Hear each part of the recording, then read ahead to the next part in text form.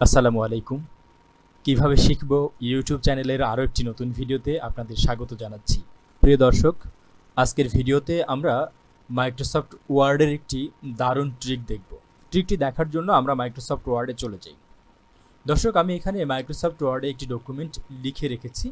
এই ডকুমেন্টের মধ্যে আপনারা দেখতেই পাচ্ছেন যে আমি যে টেক্সটগুলো লিখেছি সেই টেক্সটগুলোর তিনটা কালার আছে। আমরা সাধারণত টেক্সটের যখন কালার পরিবর্তন করি তখন কিন্তু এইভাবে ধরে আমরা সিলেক্ট করে তারপর কালারটা চেঞ্জ করতে পারি, কিন্তু আমরা কি এইভাবে অর্থাৎ খাড়াখাড়ি এইভাবে সোজাভাবে কি কালার চেঞ্জ করতে পারি?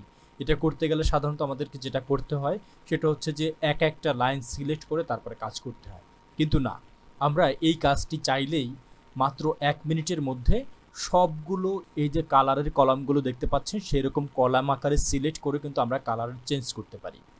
তো বন্ধুরা, এটা আমরা কিভাবে করব সেটাই আজকের ভিডিওতে আপনাদেরকে দেখাতে চাচ্ছি। সুতরাং বন্ধুরা, আর কথা না বাড়িয়ে চলুন আমরা কাজ শুরু করে দিই। দর্শক, আমি এখানে যে কালারটা অ্যাপ্লাই করেছিলাম সেই কালারটা Ctrl Z দিয়ে চেঞ্জ করে নিলাম। এখন কিন্তু ব্ল্যাক যে কালার সেই কালারে নর্মাল ফন্টে রয়েছে।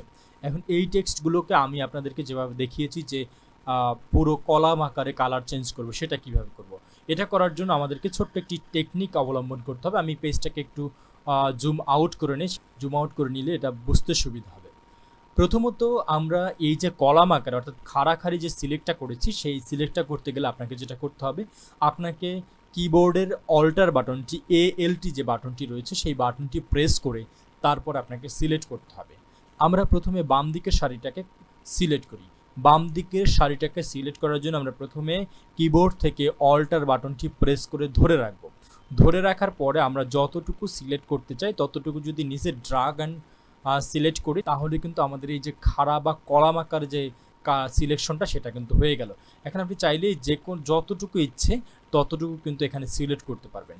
আমি এখানে এতটুকু সিলেক্ট করলাম। সিলেক্ট করার পরে এখন আমি এখান থেকে কালার চেঞ্জ করলাম। আমি এটাকে রেড কালার করে দিলাম। এরপরে আমি চাইলে কিন্তু মাঝখানের যে কালারটা সেটাও চেঞ্জ করতে পারি, কিন্তু আমি এরপরে ডান দিক থেকে আবার কালারটা চেঞ্জ করব। সেক্ষেত্রে আমাকে আবার যেটা করতে হবে, কিবোর্ড থেকে অল্টার বাটনটি চেপে ধরে আমি আবার ড্র্যাগ অ্যান্ড সিলেকশন করলাম। করার পরে আমি যতটুকু কালার করতে চাই ততটুকু সিলেকশন হয়ে গেলে তারপর আমি এটা ছেড়ে দিয়ে আমি এখান থেকে কালারটা চেঞ্জ করে নিলাম। এরপরে রয়েছে আমার এই যে মিডল লাইনটা, সেই মিডল লাইনটাকে সিলেক্ট করার জন্য আমি আবার কিবোর্ড থেকে অল্টার বাটনটি প্রেস করে তারপরে আমি যতটুকু সিলেক্ট করতে চাই ততটুকু সিলেক্ট করে নিই। আমি একটু বাম দিকে সিলেক্ট করে নিই, যেহেতু ডান দিকে একটু কম সিলেক্ট করা হয়েছে সুতরাং আমি এই বাম দিকের একটু অংশ সিলেক্ট করে নিলাম। সিলেক্ট করার পর এখান থেকে আমি এই যে গ্রিন কালার সেটা চেঞ্জ করে নিলাম। এখন যেটা হলো সেটা হচ্ছে যে দুই পাশের দুইটা কালার অর্থাৎ কলাম আকারে আমরা সিলেক্ট করে তারপরে কিন্তু এখানে আমরা এই যে কালারটা চেঞ্জ করে নিতে পারছি। তো বন্ধুরা, আশা করি আজকের এই ভিডিওটিতে আপনি নতুন কিছু শিখতে পেরেছেন। যদি আজকের এই ভিডিওটির মাধ্যমে আপনি নতুন কিছু শিখতে পারেন তাহলে আপনার কাছে রিকোয়েস্ট থাকবে যে আপনি এই ভিডিওটিতে একটি লাইক দিন। আপনার সুন্দর একটি মতামত অবশ্যই ভিডিওর কমেন্ট বক্সে দিয়ে যাবেন।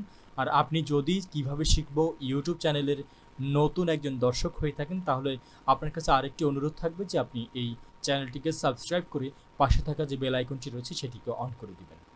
পরবর্তীতে কিভাবে শিখবো ইউটিউব চ্যানেলের আরও নতুন নতুন ভিডিও দেখার আশা রেখে এখানে শেষ করছি। সেই পর্যন্ত সবাই ভালো থাকুন, সুস্থ থাকুন। আল্লাহ হাফেজ।